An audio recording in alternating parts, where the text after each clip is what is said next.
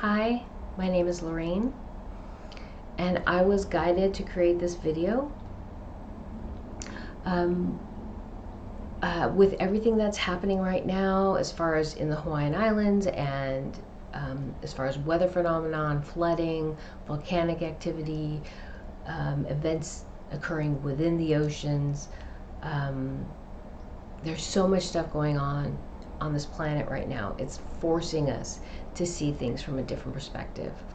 And so all week I was guided to talk about this thing from a different perspective. And so I wanted to talk about this idea of God or the source or the creator of all things, okay? And so I was raised very Catholic, and I was raised with this idea of God. At some point it stopped resonating with me. I'm not going to get into that right now. And so I had to find a different way. And so I started to seek and find information about that would help me see my spirituality from a different perspective.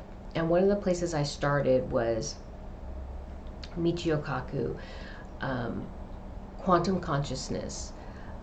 He did some videos explaining quantum consciousness, and then he also did an interview on this, does God exist? And actually a good friend of mine from childhood sent me the link to this video. So I watched it on this video platform, and I used to keep it and I would show it to other people as I would talk to them about quantum consciousness. And then the video disappeared from that video platform. Then I found the magazine that actually did the interview. They had the video posted on their website. Then that video disappeared. And then what was left was only the transcript. And actually I haven't been there. This has been over the last 7 years. About 7 years, but I haven't gone to see if the transcript's still there, but if it is, I will put the link in the description of this video.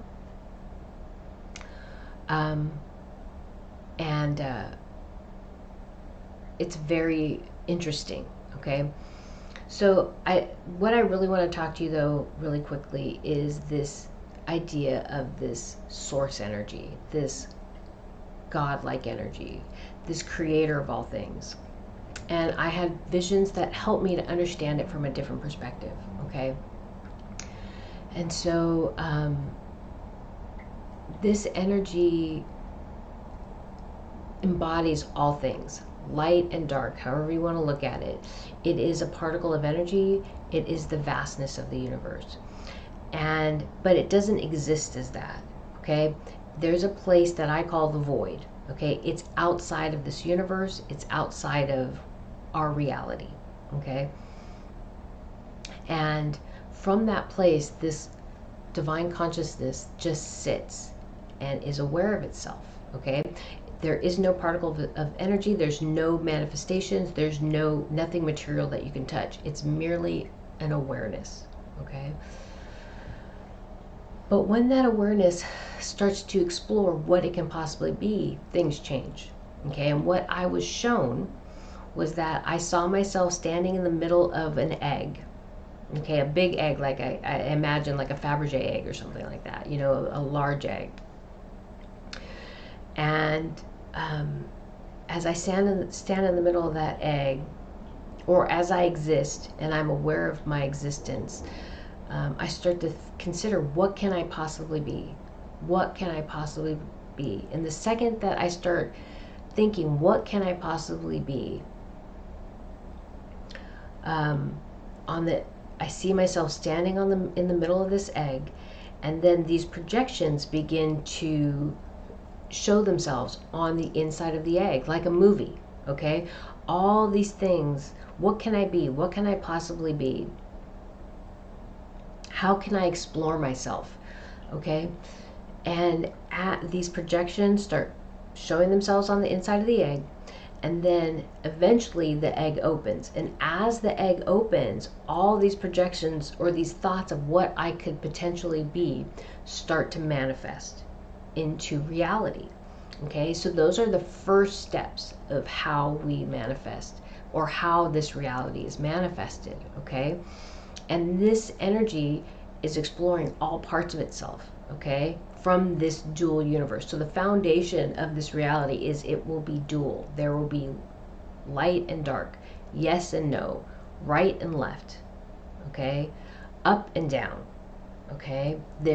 All these things will exist. There will be a reflection of everything, okay. Duality is truly a reflection of everything, okay. And so the egg tells me that my thoughts are project my reality, okay. And as I project those thoughts, the universe reflects those thoughts or projects them onto the egg and eventually manifests reality from that place. And as I project those thoughts out into the universe reflects those thoughts back to me, okay, positive or negative, okay. And so this is how reality begins to manifest. It's much more complex than this, but this is just a foundation, okay. And I'm not asking you to be like, oh yeah, she's right, or oh no, she's wrong. Just consider the possibility, because right now there is so much happening that's shifting our perspective, and it's making us question so many things. This has to be one of the things that we're questioning. And what we need to understand is that this source energy, this unity, this godlike energy, this energy that we've referred to as God, is greater than just that narrow concept of God, okay? And it's not evil. It resides from a very balanced place. But when we create negativity in our thoughts, that starts manifesting our reality, okay? Negative thoughts will create our reality, and we are accountable for those actions, for those thoughts, okay? But at the same rate, we can project positive, beautiful thoughts and create a positive, beautiful reality, okay?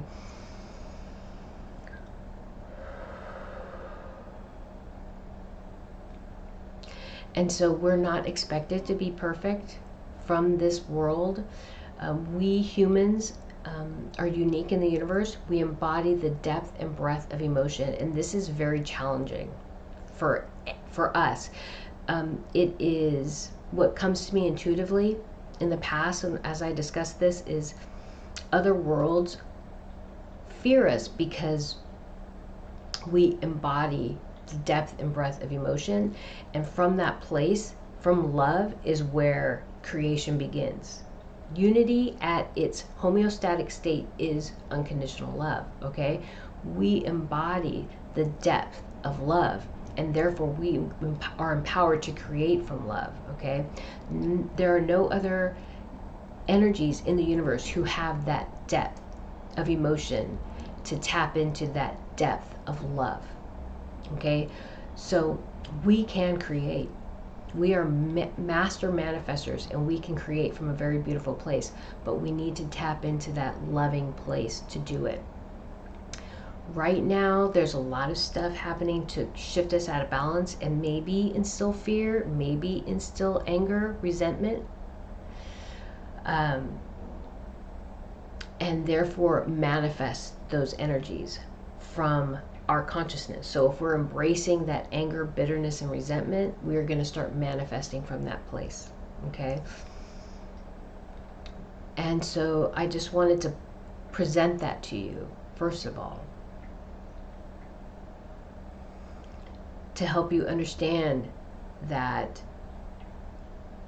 we are provided all the things we need to create a beautiful world, but we just need to tap into that part of ourselves to create. Okay, we are responsible for our lives and what we create on this world. And right now, as we witness what's happening, think about it. There is a massive divergence happening. There are people who are walking from a place of goodness and kindness, and now that they're seeing there's some pretty unbalanced things happening, they're angry, resentful, hurt, betrayed. Those are very natural emotions to have. But there are other people who are very committed to those paradigms, those unbalanced paradigms, If I do what I'm asked, then I'm safe, then I'm protected.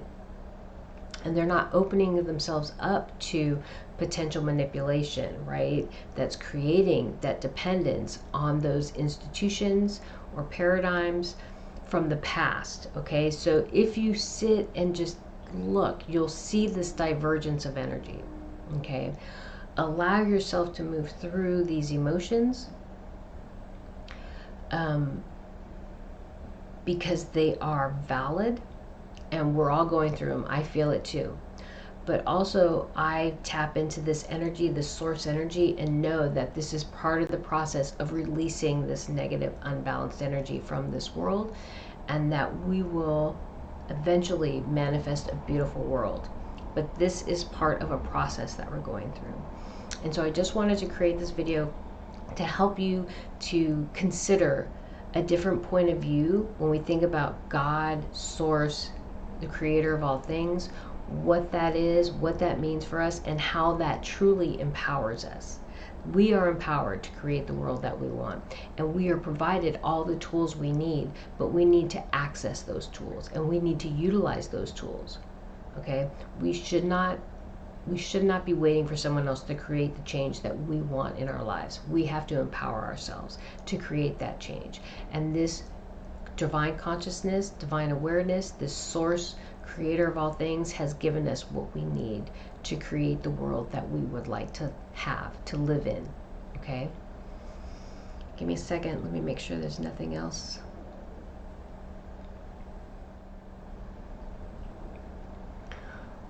Just the only thing that comes in is like we are returning to a very indigenous root foundation of stewardship, of caring for one another and caring for our world and caring for all life on this world. That is very strong. That's the final message that comes in, is to remember that we're returning to a lifestyle of stewardship.